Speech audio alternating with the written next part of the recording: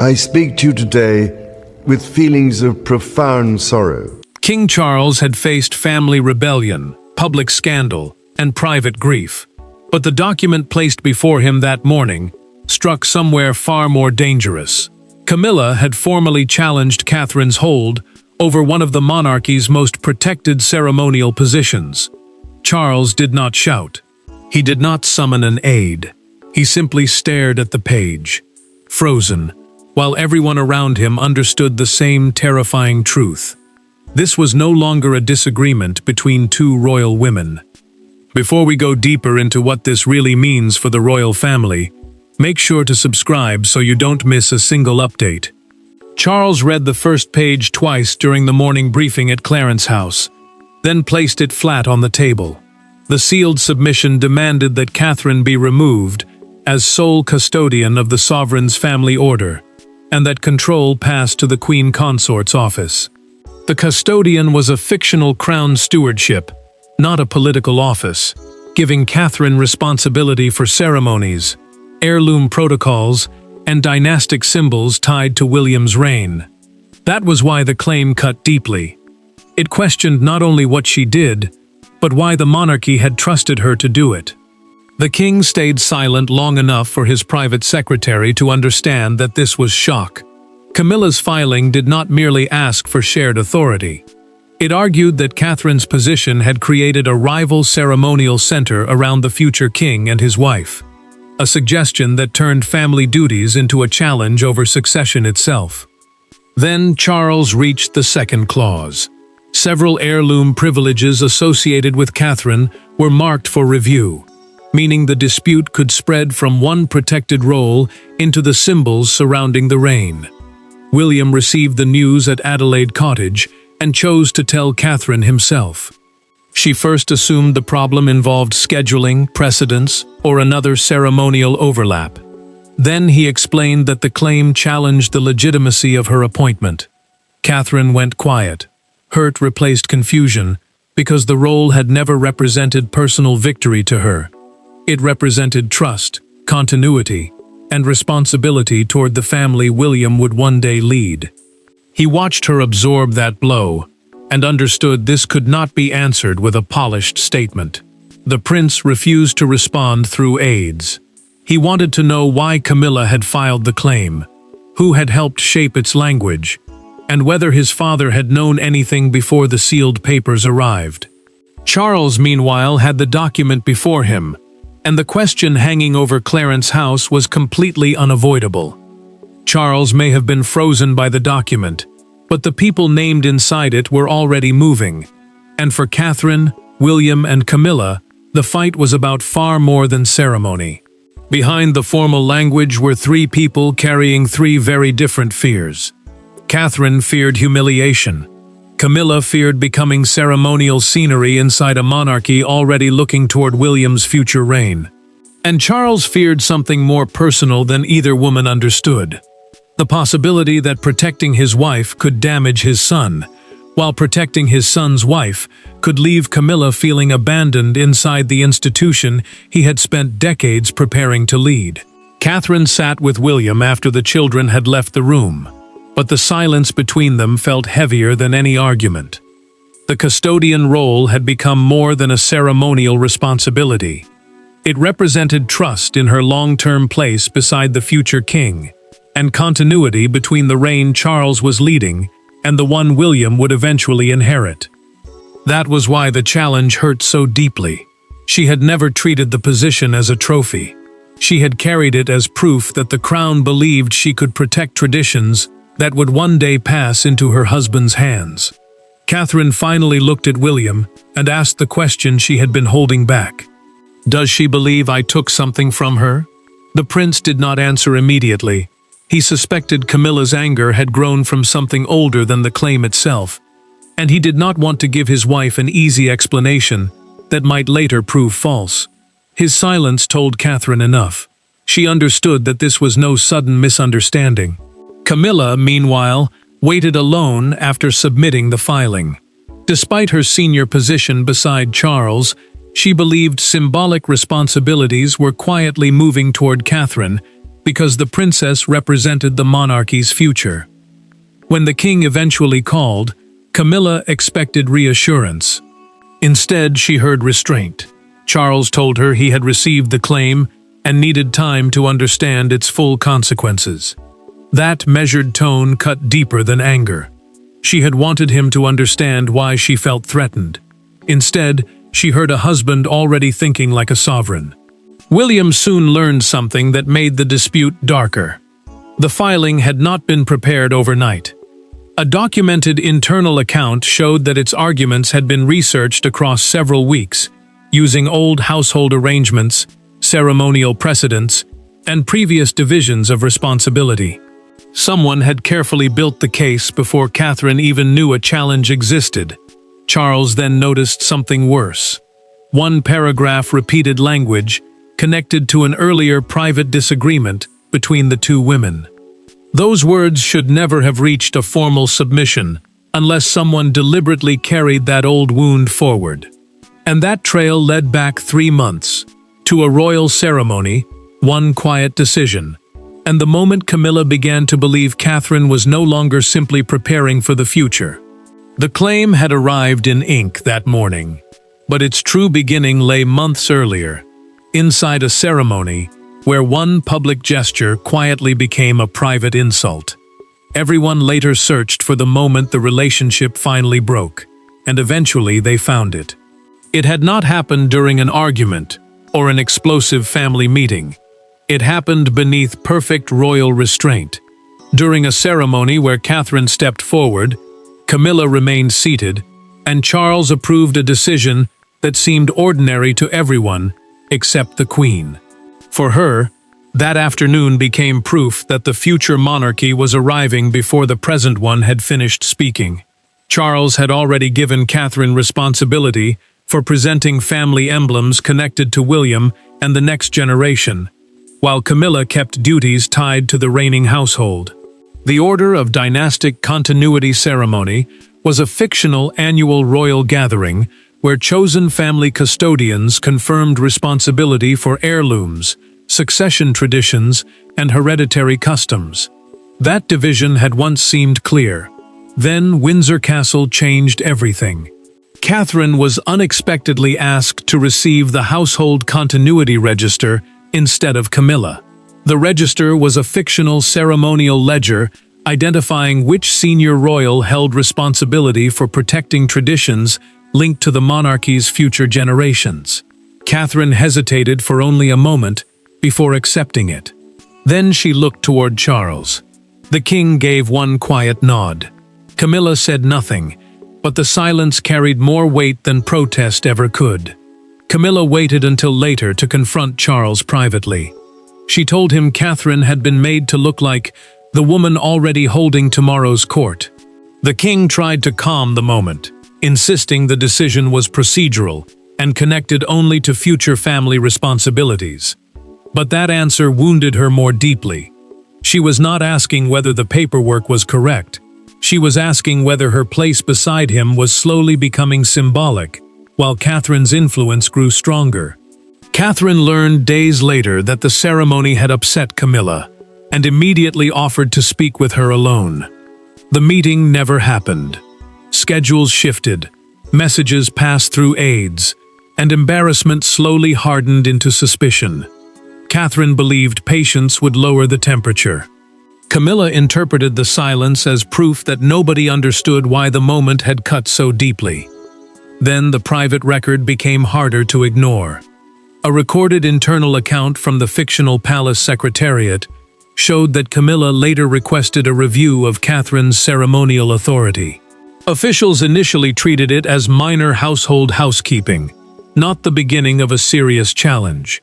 Weeks later, however, the Queen received a legal-style briefing, explaining that the custodian position could theoretically be reorganized by the sovereign. William finally discovered something even more troubling. Charles had known about that earlier review request.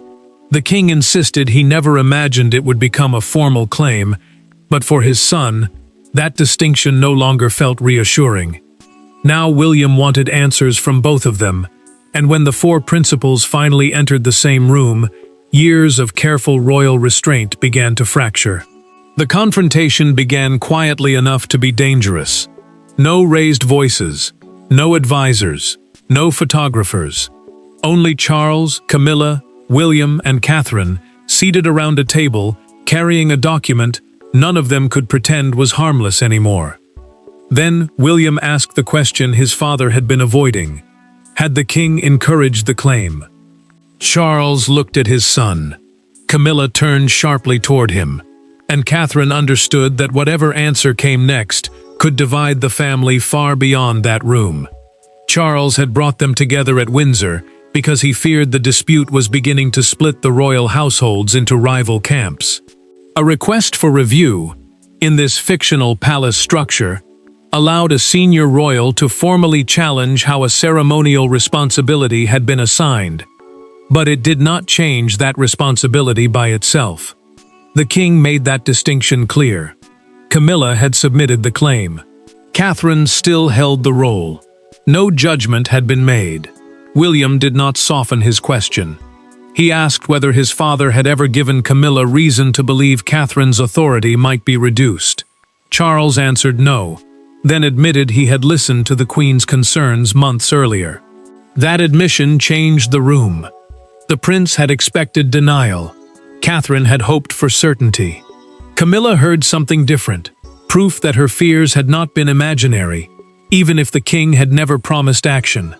Catherine finally turned toward Camilla and spoke without hiding behind protocol. She said the filing had made years of loyalty look like ambition, as though every duty she had accepted had secretly been part of some attempt to build power around William. Her voice stayed controlled, but the hurt was unmistakable. Camilla pushed her chair back and stood. She told Catherine the issue was not loyalty, it was boundaries. The moment snapped. Catherine rose too. Charles placed one hand flat on the table and ordered everyone to sit. Nobody moved at first. Then Camilla revealed the grievance she had carried since Windsor. Catherine's household, she believed, had repeatedly received ceremonial responsibilities that made the Queen look temporary, while the future royal couple appeared increasingly central. William answered before his wife could. The prince said continuity was not erasure. One day his generation would have to carry the monarchy, and preparing for that responsibility did not mean anyone was trying to remove Camilla from the present. The distinction landed hard, because it exposed the heart of the dispute. The future was coming whether anyone felt ready for it or not. Charles ended the meeting without ruling. But once the others left, the king quietly ordered a complete review of who actually controlled the disputed role, what authority created it, and whether Camilla's claim had any real power behind it. The family had said what could not be unsaid, yet the decisive battle now moved away from emotion and into the machinery of royal authority. For all the emotion surrounding the claim, one question now mattered more than every accusation. Could Camilla actually take Catherine's role? The answer lay inside old appointment records, private household rules, and one crucial signature. Yet as officials searched through the paperwork, Charles found himself alone with the uncomfortable reality that the final authority belonged to him, and whatever he decided would wound someone he loved. Charles received the completed briefing after hours of review, and opened it alone. The custodian appointment had been created through a sovereign warrant, a formal fictional authorization, issued by the monarch, to establish or define a royal responsibility. That detail settled the first question immediately. Camilla could request a review, challenge the arrangement, and present arguments about rank, but she could not simply claim Catherine's position because she was queen. Only the king could amend, revoke, or preserve the appointment. The monarch read slowly, because every answer seemed to create a different kind of pain. Granting Camilla's request would suggest Catherine had done something wrong, yet the review contained no evidence of misconduct, overreach, or misuse of authority. She had carried out the role exactly as it had been assigned. Charles understood what that meant. Removing her now would not look like neutral restructuring. It would look like punishment. Charles also knew rejection carried its own cost. Camilla had already told him that she felt the monarchy's future generation was becoming emotionally more important than the present one. If he denied the claim without acknowledging that fear, the Queen could see the decision as confirmation that William and Catherine already mattered more inside the family. He removed his reading glasses, closed the folder, and asked his secretary to leave him alone for several minutes. Then the briefing delivered its most powerful revelation. A documented private recommendation attributed, within this dramatized storyline, to Queen Elizabeth had encouraged independent stewardship for the future Princess of Wales over traditions linked specifically to succession. Catherine's authority had not been created casually. It had been designed to prepare the next generation without weakening the reigning one. Another clause made Camilla's position weaker still. The custodian role had deliberately been separated from the Queen Consort's ceremonial household so that duties connected to William's future reign could remain independent from those belonging to Charles's current court. Camilla had challenged a structure whose separation was intentional. The king finally knew where the authority rested. He also knew what the records were telling him. Catherine had not taken power from anyone, but before Charles could announce a decision, the private claim escaped the palace. Within hours, questions spread beyond the royal households, and what had begun as a family wound was becoming a national argument. Charles had finally learned where the authority rested, but outside the palace walls, control of the story was already slipping away. The leak changed everything. What had been a painful family dispute became a public test of rank, loyalty, and succession. Catherine woke to headlines describing a royal power struggle she had never wanted. Camilla saw herself portrayed as a queen fighting the woman who would one day stand where she stood. And Charles discovered that delaying his decision no longer protected anyone. Silence itself had begun to look like weakness. Catherine read a summary of the coverage before leaving for a scheduled engagement, then locked her phone and handed it back to William. Palace communications teams were struggling to contain speculation without confirming the full details of Camilla's fictional claim, because acknowledging too much could make a private household dispute look like an official constitutional crisis. The princess understood why that mattered. If she withdrew from public duties now, it could appear that the challenge had already weakened her position. She looked at William and told him quietly that she would not allow someone else's filing to define how she served. William agreed. The prince believed continuing normally was the strongest answer Catherine could give without saying a word. But he also knew the leak had exposed something far more damaging than palace rivalry. One section of the filing specifically questioned whether the future queen should possess independent ceremonial authority before accession, meaning before the moment William formally became sovereign. That detail transformed the dispute. It suggested Catherine's preparation for the future itself had become part of the accusation. Camilla reacted with far less calm. Charles asked her to postpone one ceremonial appearance that overlapped with Catherine's schedule, hoping to prevent the press from turning two engagements into a public comparison. The Queen immediately understood how the decision would look. She asked whether he was protecting the crown or protecting Catherine. The king tried to explain that he was preventing further escalation, but his careful answer offered none of the reassurance she wanted. Camilla heard distance again. Camilla dismissed her staff later that evening and removed the briefing folder from her desk. She placed it inside a drawer and closed it sharply, as though putting the papers away could silence everything they had unleashed. But Charles knew the damage had already escaped the room. His attempt to shield his wife from humiliation was now being interpreted by her as another sign that Catherine's position mattered more. William reached a harder conclusion. A technical ruling might decide who held the role, but it would not erase the personal wound beneath the fight. If nobody addressed that wound directly, resentment would survive even after the paperwork was settled. So the prince made one decision of his own. He went to Charles alone. The monarchy had reached the point where paperwork could solve the office, but only a father and son could decide whether the family survived the verdict. William did not enter the room as an heir demanding victory. He entered as a son, asking his father not to turn fear into policy. There were no courtiers beside them, and no written statements on the table. Charles listened, as William made the case Catherine had refused to make for herself. She did not need more status, but taking the role away now would tell the world that loyalty could be punished whenever another member of the family felt threatened. William had asked for the conversation at Windsor because he wanted nothing between them except the truth. The prince made one point clear almost immediately. This was no longer about which woman ranked higher. A sovereign appointment, a role formally granted by the monarch and protected by his authority, could not be weakened simply because family tension had made someone uncomfortable. If that happened, every future royal duty could become vulnerable to private pressure.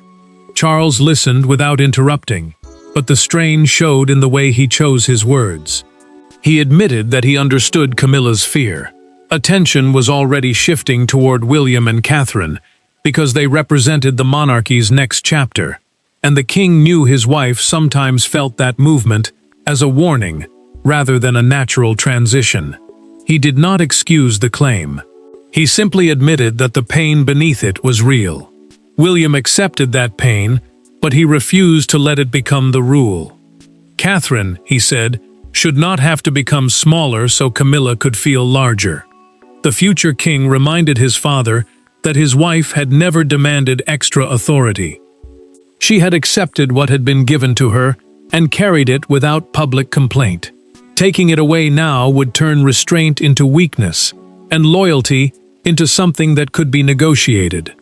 Charles rose, walked to a side table, poured a glass of water, and remained standing.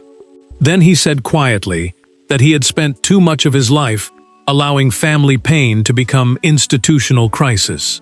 This time, he would not. The king told William that the decision had been made. Catherine would retain the custodian role exactly as it stood. No reduction, no shared control, no transfer. But Charles had not chosen humiliation either. Camilla would receive a separate ceremonial portfolio with clear responsibilities tied to the current reign. The queen would keep dignity and purpose, while Catherine's authority remained untouched. William understood immediately what his father had done. He had separated reassurance from surrender. One task remained. Charles insisted that Camilla hear the decision from him before anyone else. The constitutional question was settled, but the most difficult sentence still had to be spoken behind a closed door between husband and wife. By the time the palace confirmed the decision, the private dispute had become impossible to separate from the monarchy's future. Charles had ruled that Catherine would keep the protected crown role in full, while Camilla would receive a distinct ceremonial portfolio of her own. The wording was measured, the reaction was not. Within hours, one image outside Buckingham Palace captured the entire argument. Supporters holding photographs of Catherine beside signs praising continuity, while television crews crowded the gates. Charles approved a formal fictional palace statement confirming that Catherine's custodian appointment would remain intact, unchanged, and entirely under her authority. The wording mattered because the custodian role was the protected ceremonial stewardship tied to future family traditions, heirloom responsibility, and continuity surrounding William's eventual reign. The same statement created a separate program for Camilla, focused on traditions linked specifically to the reigning sovereign's household. The king had drawn the boundary carefully. Neither woman would lose dignity, but their responsibilities would no longer overlap. Camilla heard the final language before anyone outside the family. She read the sentence protecting Catherine's role, then looked directly at Charles. Disappointment was impossible to hide.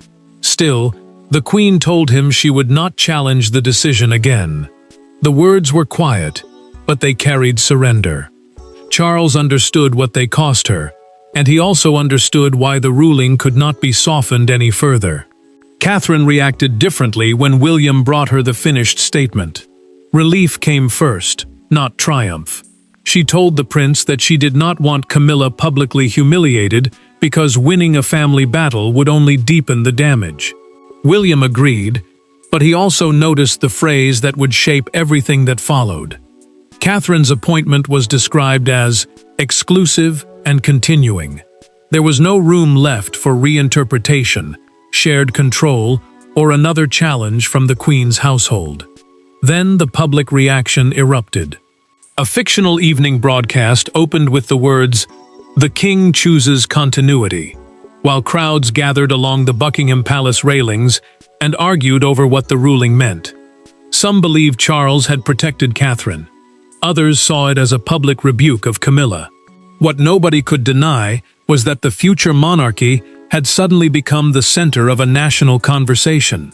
Charles responded, with one final institutional order. Every future ceremonial responsibility would be documented in clear language, so private resentment could never again grow from confusion over authority.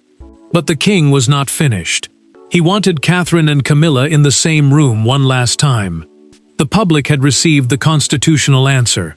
Behind palace doors, the family was about to receive the emotional one. Charles ended the crisis not with punishment, but with a boundary. Catherine would keep the crown role. Camilla would retain her dignity and receive responsibilities of her own. But neither household would ever again be permitted to turn private insecurity into a battle over the monarchy's future. When the three finally sat together, the king, who had once frozen over the first page of Camilla's claim, now spoke without hesitation. The institution had survived because somebody finally chose clarity.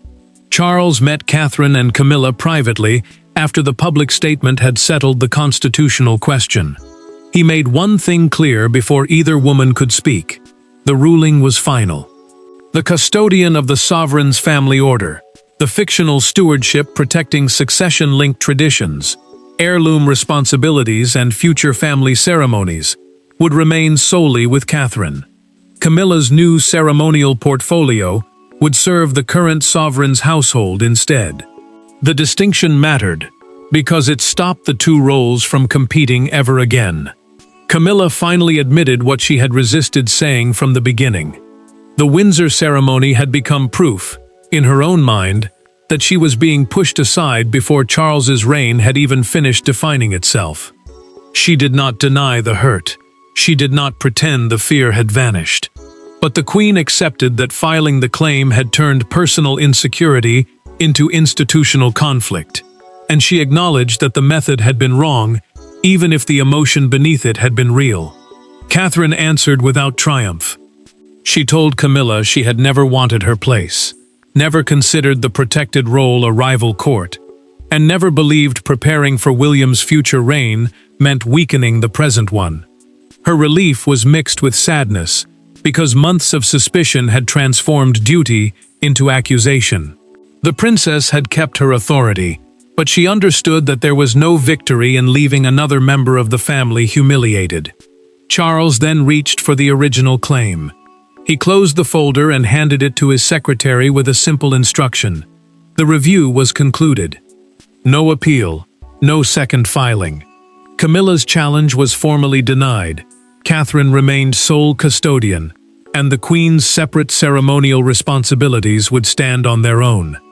William accepted the settlement because his wife's authority remained untouched. Camilla accepted it because Charles had recognized the fear behind her actions, without allowing that fear to rewrite the monarchy's structure. The king had finally found the line between compassion and surrender. There was nothing left to challenge, and nothing left to reinterpret. Charles had begun the crisis frozen in shock.